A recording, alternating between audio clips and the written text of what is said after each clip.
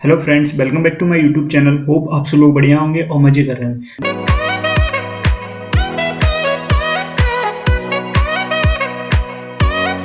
तो आज बेसिकली हम लोग बात करने वाले हैं एक इम्पॉर्टेंट टॉपिक के बारे में। ठीक है, तो बेसिकली होप आप सब लोगों को एक अपना ड्रीम कॉलेज मिल गया हो। अब उस कॉलेज के मिलने के बाद आपको क्या क्या चीज़ें ध्यान में रखना है। ठीक है, मतलब आप उस कॉलेज के अंदर एंटर कर गए हैं। अब उस कॉलेज के अंदर एंटर करने के बाद आपको कौन कौन सी चीज़ों को याद रखना है। ठीक है, तो आज बेसिकली ये सारी चीज़ें हम लोग इस वीडियो में कवर करने वाले हैं। इससे क्या हो कि आपको रिग्रेट ना हो आफ्टर एक साल की बात कि हमें ये चीज़ें ध्यान रखनी चाहिए थी, लेकिन मैंने उस टाइम पे ये सारी चीज़ें नहीं की। ठीक है, तो ये आगे दिक्कत देती हैं, अभी तो दिक्कत नहीं देंगी। जब आप कॉलेज में एंटर करने के बाद जब एक साल बीत जाएगा या 2 साल बीत जाएंगे, तब आपको लगेगा कि हाँ अब थोड़ा प्रॉब्लम हो रहा है, तो मुझे ये चीज़ें पहले कर लेनी चाहिए। ठीक है, तो आज की वीडियो में बेसिकली हम लोग यही बातें डिस्कस करने वाले हैं कि हम लोग कौन कौन सी चीज़ें इंप्लीमेंट करनी है विद इन फर्स्ट ईयर या फर्स्ट सेमेस्टर में, और कौन कौन सी चीज़ों को अच्छे से ध्यान में रखना है।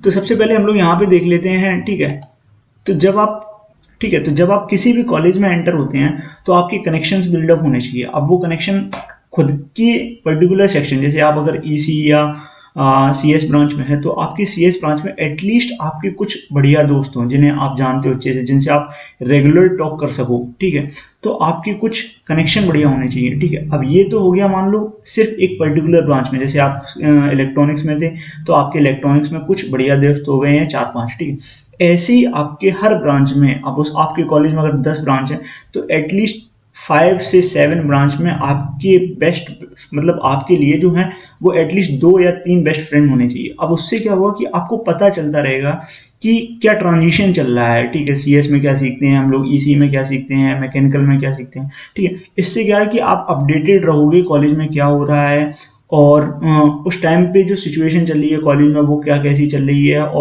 और जो फ्रेंड्स है, आपके जो फ्रेंड सर्कल है वो आपका कैसा मूव ऑन कर रहा है। ठीक है, तो इसलिए जो है वो कनेक्शन आपके बहुत ज़्यादा ज़रूरी है। ठीक है, तो आप वो कैसे भी करके वो ट्राई करिएगा कि आप लोगों से बात करें, लोगों से इंटरेक्ट करें। इसमें क्या होता है कि बहुत सारे लोग ये होता है कि जब कॉलेज में एंटर करते हैं तो वो इंटरेक्ट नहीं करते, वो कहते हैं चलो मजे कर रहे हैं, मजे करने तो टेंशन नहीं है कुछ भी। लेकिन ऐसा नहीं है, आप लोगों से इंटरेक्ट करो तो आपको अच्छा लगेगा। ठीक है, लोगों से बहुत से अच्छे फ्रेंड्स आप बनाओ अपने सर्कल में, जिससे क्या होगी, अब जैसे आपका अगर फ्रेंड सर्कल बढ़िया होगा तो आप जैसे फ्रेंड सर्कल अगर बढ़िया होगा तो बहुत चीज़ों में आपकी हेल्प मिलेगी। एक पर्टिकुलर चीज़ नहीं होगी, एक पर्टिकुलर डोमेन नहीं होगा जिसमें आपकी हेल्प मिल रही हो, वो बहुत सारे एक वाइड रेंज होगा जिसमें आपको हेल्प कर रहे होंगे आपके फ्रेंड। तो आपका एक फ्रेंड सर्कल बढ़िया होना चाहिए। और इम्पॉर्टेंट थिंग या ये है इसमें कि आपका जो फ्रेंड सर्कल है वो पर्टिकुलर आपके सेक्शन तक ही नहीं रहना चाहिए, वो डिफरेंट ब्रांचेस में भी इम्प्लीमेंट होना चाहिए, डिफरेंट ब्रांचेस तक भी स्प्रेड होना चाहिए। ऐसा नहीं है कि सिर्फ अपने सेक्शन में बेस्ट फ्रेंड बना लिए, बचे हुए सेक्शन को एकदम ऐसा लग रहा है कि वो दूसरे कॉलेज में पढ़ते हैं, इस कॉलेज में है ही नहीं। ठीक है, तो ऐसा सीन मत करना कि आप सिर्फ अपने सेक्शन वालों को जानते हैं और किसी को नहीं जानते कॉलेज में। ठीक है, तो जितना ज़्यादा हो सके उतना ज़्यादा आप बढ़िया कनेक्शन बनाइए।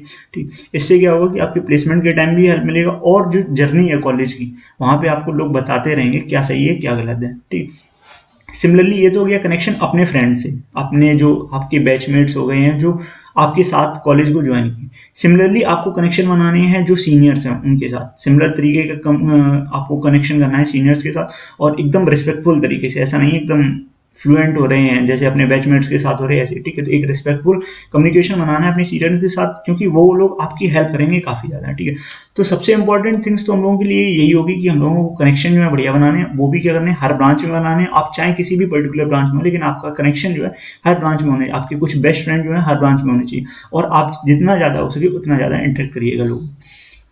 उसके बाद दूसरी चीज़ हम लोग इंपॉर्टेंट देख लेते हैं, पार्टिसिपेशन। अब कॉलेज में जब आप एंटर करते हैं तो हम लोग क्या हो जाते हैं, बिल्कुल एकदम रिलैक्स हो जाते हैं, टेंशन फ्री, कहते हैं अब कुछ नहीं करेंगे। या फिर कुछ लोग जो रिलैक्स भी नहीं होते हैं तो उनका कॉलेज का शेड्यूल कुछ ऐसा होता है एकदम हेक्टिक टाइप का, तो वो कहते हैं अदर एक्टिविटी में पार्टिसिपेट नहीं करेंगे, हम बस कॉलेज का देख रहे हैं, अपनी पढ़ाई देख रहे हैं, और जो भी टेक के लिए या प्लेसमेंट के लिए चीज़ें इंपॉर्टेंट वो देख रहे हैं। तो वो क्या करते हैं, अदर चीज़ें नहीं पार्टिसिपेट करते हैं। ठीक है, तो जो भी कॉलेज कुछ इवेंट्स ऑर्गेनाइज करता है या सीनियर्स कुछ इवेंट्स ऑर्गेनाइज करते हैं तो उनमें पार्टिसिपेट नहीं करते हैं। ठीक है, अच्छा, ये तो एक प्रॉब्लम हो गया। और दूसरा प्रॉब्लम क्या हो जाता है कि मान लो आपने पार्टिसिपेट कर भी लिया तो आपको समझ में नहीं आता है कि ये क्या बता रहे हैं, इससे अच्छा तो मैं यूट्यूब पे पढ़ लूंगा। ऐसा सीन होता है, बहुत बार होता है, मेरे बार भी हुआ। तो हम लोग क्या करते हैं, स्किप कर देते हैं। अच्छा, इसमें एक प्रॉब्लम और ये हो जाती है क्योंकि जो चीज़ हम लोगों को भी पता है, जैसे अगर आपको C++ सीखना है तो आपको एटलीस्ट 1 महीना लगेगा, लेकिन जब आप कॉलेज में जाएंगे तो सीनियर्स आपको कोशिश करेंगे 2-3 हफ्तों में सिखा के खत्म कर देंगे। तो ऐसा नहीं होता कि वो आपको 2-3 हफ्तों में सिखा रहे हैं, वो बेसिकली आपको इंट्रोड्यूस करा रहे हैं कि हाँ ये चीज़ें भी होती हैं, ये चीज़ें भी होती हैं, ये चीज़ें भी होती हैं। आप इनको अपने तरफ से सर्च करिएगा, वो बस एक ओवरव्यू दे रहे हैं कि हाँ ये चीज़ें लाइफ में होती हैं, ये सी प्लस प्लस में इंपॉर्टेंट है, ये डेटा स्ट्रक्चर ये एल्गोरिथम में इंपॉर्टेंट है, इसको आप सीख लो, ये इलेक्ट्रॉनिक्स में इंपॉर्टेंट है, ये चीज़ें आप सीख लो। ठीक है, ऐसा नहीं है कि वो आपको सब कुछ वो 3 वीक की क्लास में आपको सब कुछ सिखा देंगे। वो बेसिकली आपको सिर्फ एक इंट्रोडक्शन दे रहे हैं कि हाँ ये चीज़ें इंपॉर्टेंट है, इनका आप जब सी प्लस प्लस या कुछ और मशीन लर्निंग या एआई पढ़ रहे हैं तो इन चीज़ों को ज़्यादा ख्याल रखना कंपेयर टू अदर थिंग्स के। ठीक है, तो बेसिकली जो है पार्टिसिपेशन आपका बहुत जरूरी है। तो आप क्या करते हो, ये सारी चीज़ें जब होने लगती हैं कि मुझे कुछ समझ में नहीं आ रहा, ये तो मैं यूट्यूब से पढ़ लूंगा, तो आप क्या करते हो, फिर वो पार्टिसिपेशन कैंसिल छोड़ देते हो। तो इससे क्या होता है, बहुत चीज़ें आप मिस कर जाते हो, आपको पता ही नहीं होता।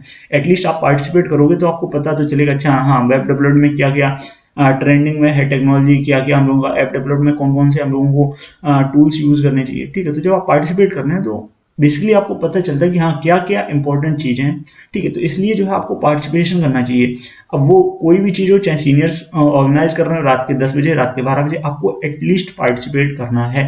ठीक है, सबसे इंपॉर्टेंट थी, बहुत सारी वर्कशॉप होती हैं, ठीक, उनमें भी सिमिलर यही होता है कि वो क्या करते हैं, बेसिकली होता है कि वर्कशॉप आपकी 3-4 वीक के लिए होंगी, लेकिन फिर वही है कि आपको इंट्रोडक्शन टाइप का दिया जाएगा और आपको लगेगा कि ये इससे अच्छा तो मैं यूट्यूब से सीखूंगा। जब आप यूट्यूब पे जाएंगे तो वहाँ पे बेसिकली फिर मन नहीं करता है, एक बार लीव करने के बाद, हाँ जब तक आप बहुत ही ज़्यादा इन्वेस्ट ना हो तब तक आपको कोई मन नहीं करता। ठीक है, तो इसलिए क्या करना है, आपको पार्टिसिपेट करना है, इससे क्या आपको पता तब भी चले कि हाँ ये चीज़ें होती हैं। अच्छा, साथ ही में क्या आपको डिफरेंट सोसाइटी में भी पार्टिसिपेट करना है। कॉलेज के अंदर बहुत सारी सोसाइटी होती हैं, उन सभी सोसाइटी में आपको पार्टिसिपेट करना है कंपलसरी। ये मान लो, उससे क्या होगा, थोड़ा आपका कम्युनिकेशन स्किल सुधरेगा, आप लोगों से बात करने का तरीका, लोगों से इंटरेक्शन का तरीका। ठीक है, तो आपको पार्टिसिपेशन करना है सारी चीज़ों में जो भी कॉलेज में हो रही हैं, कुछ भी हो, खराब भी हो उसमें भी पार्टिसिपेट हो, बेकार हो उसमें भी, अच्छा है उसमें भी मन नहीं लग रहा उसमें पार्टिसिपेट करना है। बस थोड़ा मतलब देखना है, ओवरव्यू लेना है, हाँ चीज़ें ऐसी होती हैं ऐसी नहीं होती हैं। ठीक है, उसके बाद जो एक इम्पॉर्टेंट फैक्टर होता है कि आप जो इवेंट्स वगैरह होते हैं या पार्टिसिपेशन होते हैं या कम्युनिकेशन, इनमें लैग कर जाते हैं।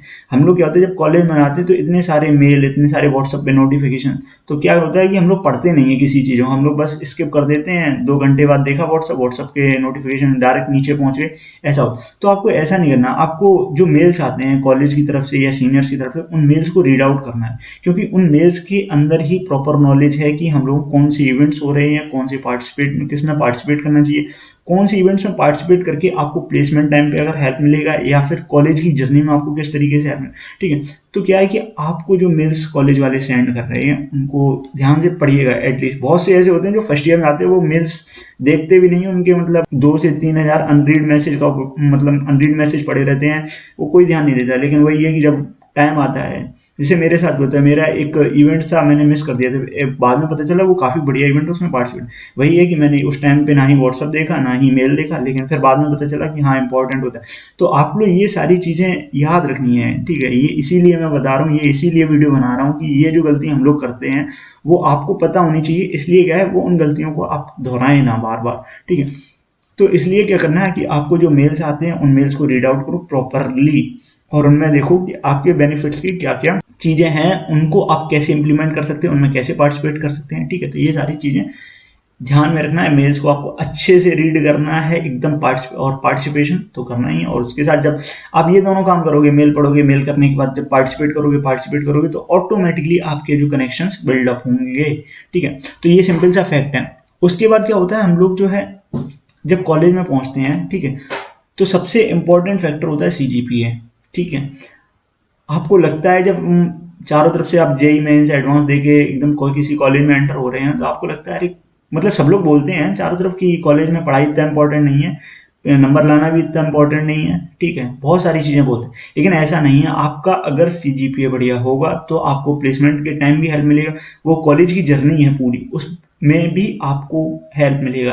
ठीक है, तो ऐसा नहीं है। आप वैसे ही नॉर्मल तरीके से अगर आप समझ लो, जैसे जेई मेंस में जिनका रैंक सबसे टॉप पे है तो उनको पहले चॉइस दी गई है कि आप पहले देख लो, आपको कॉलेज पहले से। ऐसे ही यहाँ पे है कि जिनका सीजीपीए बढ़िया है बेसिकली उनको पहले प्रायोरिटी दी जाएगी, एल्स जिनकी कम है। ठीक, अच्छा, आप सीजीपीए अगर आपकी बढ़िया होती तो आपको क्या क्या फायदे मिल सकते हैं। ठीक है, तो सबसे पहले इंपॉर्टेंट चीज़ है, ये आपको बहुत अच्छे समझना है और इम्प्लीमेंट भी करना है। ठीक है, जैसे अगर आप मान लो कि आपकी रैंक में जेई में रैंक इतनी बढ़िया नहीं आई थी, ठीक है, तो आपने एक पर्टिकुलर ब्रांच ले ली, ठीक है, आप उसने फर्स्ट सेमेस्टर अपना दे रहे हैं, ठीक है, अब आपको उस ब्रांच में इंटरेस्ट नहीं आ रहा, तो आपको विद इन फर्स्ट ईयर में, विद इन फर्स्ट सेमेस्टर में इतना हार्डवर्क करना है कि आपकी सीजीपीए जो हो वो 3 से 4 टॉप स्टूडेंट्स में आए अपनी सेक्शन। क्योंकि अगर आपकी सीजीपीए बढ़िया होगी तो आपकी जो है ब्रांच अपग्रेड हो जाएगी। आप अगर मैकेनिकल भी ले रहे हो तो भी आपके चांसेस होंगे कि आप सीएस या आईटी आपको मिल जाए, ठीक है। ये सारी चीजें जो है वो सीजीपीए डिपेंड करती हैं, ठीक है, तो ये चीज आप याद रखना, सीजीपीए अच्छी करने के लिए आपको जो कुछ करना पड़े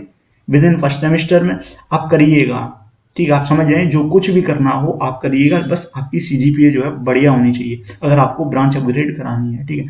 तो सिंपल सा फैक्ट है कि आपकी सीजीपीए बढ़िया होनी चाहिए। अगर सीजीपीए बढ़िया नहीं है तो आपको बहुत सारे लॉसेस देखने को मिलेंगे, अभी नहीं देखने को मिलेंगे, आगे देखने को मिलेंगे, कहीं ना कहीं तो भरपाई होगी सारी चीज़ों की, ठीक है। तो ये तो हो गया सिंपल से सीजीपीए का। और हम लोगों को क्या करना है कि सीजीपीए जो है अपनी वो ग्रेटर देन एटलीस्ट, मतलब मिनिमम रखनी है 8.5 या 9 के बीच में, तो ये टॉप सीजीपीए के अराउंड ऑफ आ जाएगा, मतलब इतना है तो अच्छा है, बढ़िया है, कोई दिक्कत की बात नहीं है। लेकिन फिर भी अब ऑनलाइन का टाइम है तो समझ रहे होंगे कि सब लोगों का 8.5 या 9 तो होना ऑब्वियस है, तो आपको कोशिश करना है कि जो कुछ भी करना पड़े आपका सीजीपीए 9 से ग्रेटर ही होना चाहिए, ठीक है, क्योंकि सब लोग दे रहे हैं, सब लोग जैसे जानते हैं कि हम लोग किस तरीके से पेपर दे रहे हैं अभी, तो आपको भी ध्यान रखना है कि उनसे कैसे बेटर अप होना है, ठीक, अपनी सीजीपीए कैसे अपग्रेड करानी, अपनी ब्रांच को अगर अपग्रेड कराना है तो किस तरीके से तुम्हें हार्ड वर्क करना पड़ेगा थोड़ा बहुत, ठीक है। तो ये सारी चीजें थी आज की वीडियो में लोगों ने कवर की। आप बेसिकली ये वीडियो मैंने इसीलिए बनाया कि आपको प्रॉब्लम ना हो जब आप कॉलेज में एंटर कर रहे हैं, क्योंकि ये सारे जो है इंपॉर्टेंट फैक्टर हैं, ये आपको तब रियलाइज नहीं होंगे जब आपका सेमेस्टर बीत जाएगा, ये आपको तब रियलाइज होगा जब आप सेकंड ईयर के स्टार्टिंग में पहुंच रहे होंगे या थर्ड ईयर के स्टार्टिंग में पहुंच रहे होंगे, ठीक है। तो ये सारी चीजें थी। अगर आपको वीडियो पसंद आया तो चैनल को सब्सक्राइब और वीडियो को लाइक कर देना। Thank you, keep watching.